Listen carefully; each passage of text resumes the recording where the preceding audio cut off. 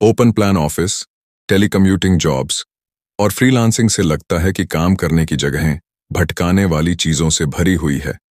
लेकिन एक छोटे से हैक के साथ आप अपने दिमाग को दोबारा काबू में कर सकते हैं। 2 ऑसम आवर्स बुक आपकी मेंटल एनर्जी को संभालने और आपके दिमाग को सही तरीके से इस्तेमाल करने में मदद करती है। आपको अपने आप को बदलने के लिए ज्यादा नहीं, बस केवल 120 मिनट लगेंगे।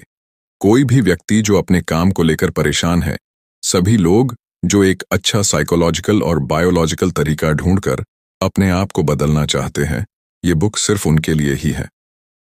ऑथर जोश डेविस न्यूरो लीडरशिप इंस्टीट्यूट में अनुसंधान के प्रमुख प्रोफेसर और निदेशक के रूप में कार्यरत है।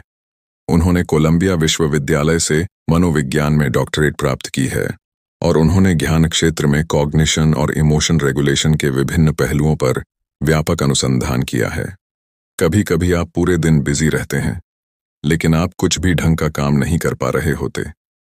आपको ऐसा लगता है कि आपका समय सब कुछ जांचने, मीटिंग्स में शामिल होने, कॉलीग के साथ चर्चा करने और बाकी छोटे मोटे कामों में निकल जाता है। तो चलिए जानते हैं कि ऐसे कामों से कैसे बचा जा सकता है। इस बुक में 5 स्ट्रेटजीज हैं जो आपको आपका टाइम और दिमाग कहीं और बर्बाद करने से रोकेंगे।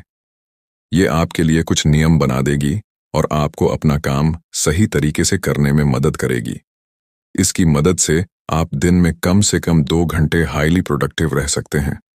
अचानक रुकावट होने पर भी अच्छे से काम कैसे करें और अपने मन को कुछ देर के लिए भटकने देना कैसे आपके काम के लिए अच्छा हो सकता है, और कैसे ज्यादा खाने के बाद भी आप बेहतर काम कर सकते हैं। बहुत अच्छे होने के लिए आपको सही फैसले लेने होंगे। आप रोज वही काम करते हैं जो अपनी आदतें बना लेते हैं। सोचिए, आपने कितनी बार अपने बिस्तर से उठने, कपड़े पहनने, ईमेल चेक करने और मीटिंग्स में जाने की आदतें डाली हैं। ये सारे काम हम ऑटोमेटिकली ही करते हैं क्योंकि ये हमारे डेली रूटीन का हिस्सा है।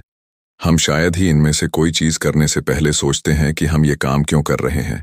ऐसा हो सकता है कि आपका डेली रूटीन आपका बहुत सारा समय और एनर्जी वेस्ट कर देता है और आपको पता भी नहीं चलता है। विवेक का एक उदाहरण लें, क्योंकि वह एक कंसल्टेंट है। उसके लिए मंथली एनालिसिस रिपोर्ट लिखना बहुत जरूरी काम था, लेकिन उसने इसे करने के बजाय लोगों के दर्जनों ईमेलों का जवाब देना चुना। ईमेल्स को चेक करना उसके डेली रूटीन का हिस्सा है और विवेक हमेशा इसे प्राथमिकता देता है जबकि उसका महत्वपूर्ण काम बाकी है। हम भी विवेक की तरह डेली रूटीन को प्राथमिकता देते हैं और अपने महत्वपूर्ण काम को अटका देते हैं। आइए जानते हैं इसे कैसे बदला जा सकता है, एक सही डिसीजन के साथ। जब आपका कोई काम पूरा हो जाता है या रुक जाता है, तो आपको एक डिसीजन लेना पड़ता है कि आप आगे क्या करेंगे। आइए एक और एग्जाम्पल से समझते हैं। आपका एक कोलीग आपके डेस्क पर आता है और आपको लंच पर चलने के लिए कहता है। अब आपका रिपोर्ट ड्राफ्टिंग का काम बीच में रुक गया। यहाँ पर आपको एक डिसीजन लेना है कि या तो आप उसे मना कर दें और अपना काम पूरा करें, या फिर अपने काम से ब्रेक लेकर उसके साथ लंच पर जाए। अगर आप सोच समझकर डिसीजन लेंगे तो ये आपके काम के लिए अच्छा रहेगा। अगर आप काम करते वक्त ऐसे छोटे मोटे डिसीजन लेते रहेंगे और अपना काम करते रहेंगे, तो आप अपना काम समय पर और बहुत अच्छे से कर पाएंगे। अपने दिमाग को काबू करने से आप किसी भी काम को अच्छी तरह से कर सकते हैं। ऐसा बहुत कम देखने को मिलता है कि कोई एक बार में एक ही काम कर रहा हो। हम अपनी सारी जिम्मेदारियों को पूरा करने के लिए एक बार में बहुत सारे काम करते हैं। क्या आपको अपने ईमेल चेक करना चाहिए या मीटिंग की तैयारी करनी चाहिए? एक अच्छा डिसीजन लेना जरूरी है। दुर्भाग्य से बहुत सारे काम एक साथ करने से हमारा दिमाग थक जाता है और हमारी सोचने की शक्ति खत्म हो जाती है। ये तब होता है जब आपके दिमाग का एग्जीक्यूटिव फंक्शन बहुत ज्यादा काम करता है। ये फंक्शन चीजें मैनेज, रेगुलेट और कंट्रोल करने में मदद करती है। यदि आप मीटिंग की तैयारी करते समय ईमेल अलर्ट स्विच ऑफ कर देते हैं, तो आप बेफिक्र होकर मीटिंग पर ध्यान दे सकते हैं।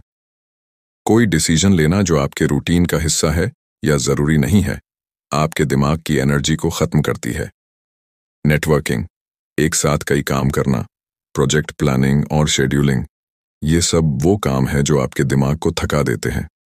जाहिर है, हम सारे कामों को टाल नहीं सकते जो हमारे दिमाग को थकाते हैं, लेकिन अगर आपको पता है कि कौन सा काम आपको थका सकता है, तो आप उससे अच्छी तरह निपट सकते हैं और आप उस काम पर ज्यादा ध्यान दे सकते हैं जो आपके लिए ज्यादा जरूरी होगा। उन कामों को पहचानें जो आपको ज्यादा थकाते हैं और इससे पहले कि आप उस काम में लगे, उससे पहले अच्छे से समझ लें।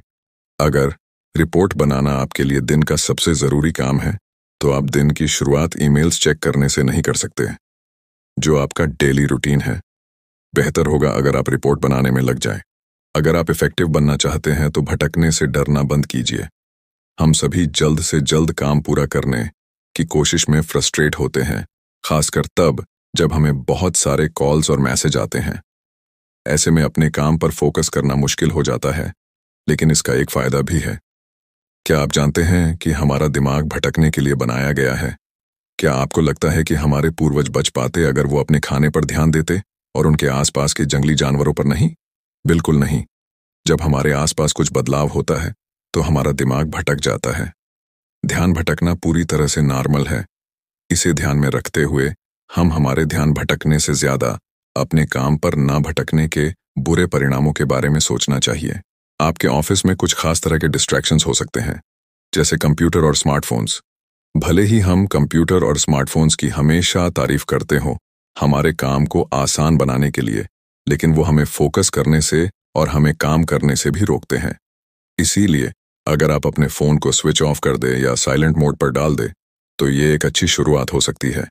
लेकिन ऐसे डिस्ट्रैक्शन का क्या जो अनप्रेडिक्टेबल हो, जैसे एक एम्बुलेंस आपके गली से गुजर रही हो?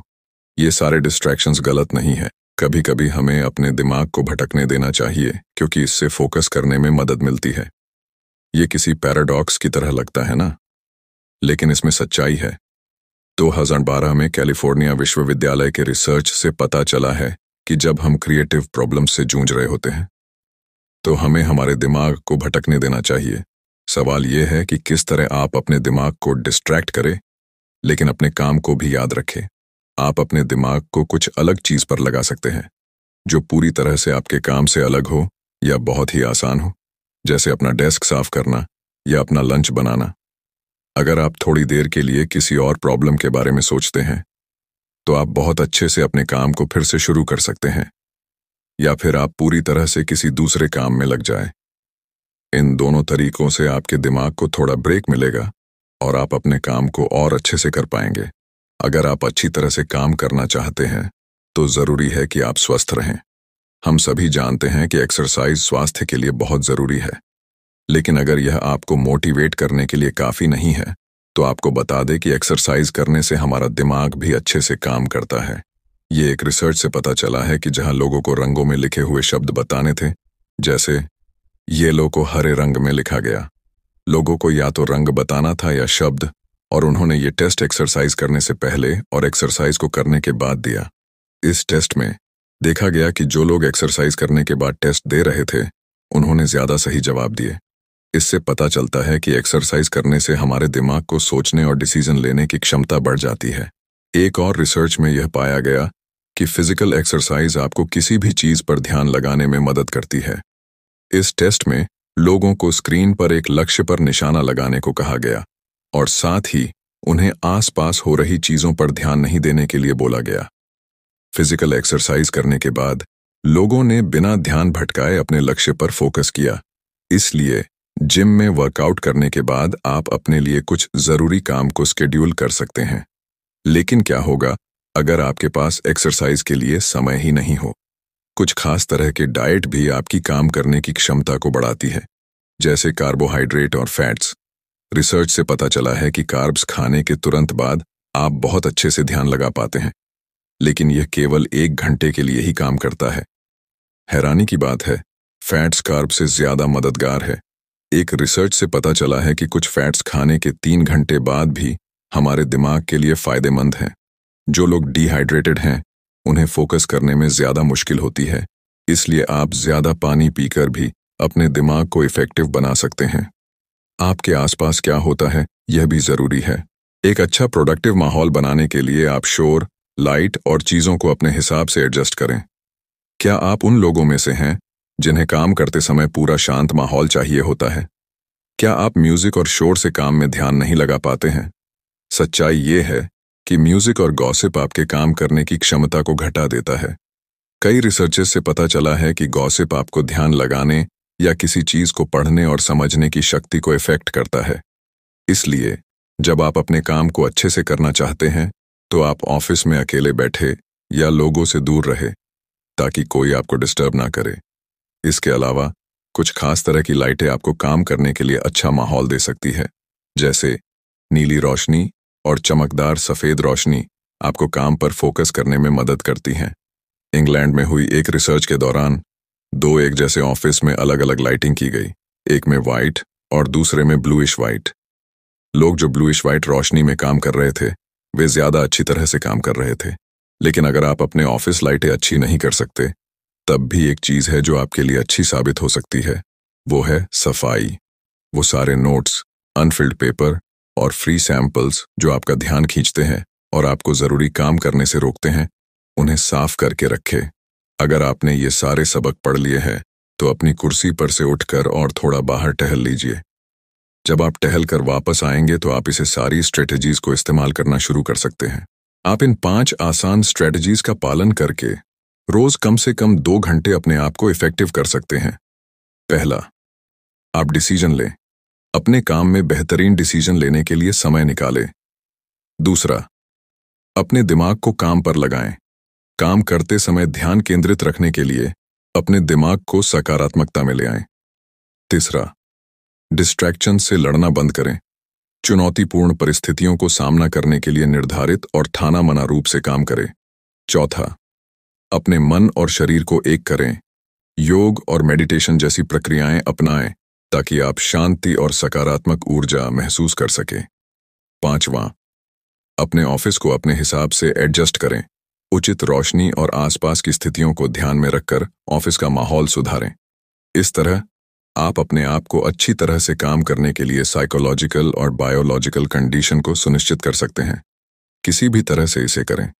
अगली बार जब आपको लगे कि आपका दिमाग सही से काम नहीं कर रहा है या आप अपने काम में ध्यान नहीं लगा पा रहे हैं, तो आप काम छोड़कर थोड़ी देर के लिए बाहर जाएं। इस सिचुएशन में आपको थोड़ी एक्सरसाइज की जरूरत है। और याद रखिए कि आप सिर्फ जिम में ही एक्सरसाइज नहीं कर सकते हैं, बल्कि ऑफिस के बाहर थोड़ी देर टहलना भी आपको अच्छा और फ्रेश महसूस करवा सकता है। तो दोस्तों, आपको 2 ऑसम आवर्स की बुक समरी कैसी लगी? अगर आपके मन में कोई सवाल या सुझाव है तो कृपया मुझे नीचे कमेंट्स में बताएं और इस चैनल को लाइक और सब्सक्राइब करना ना भूलें।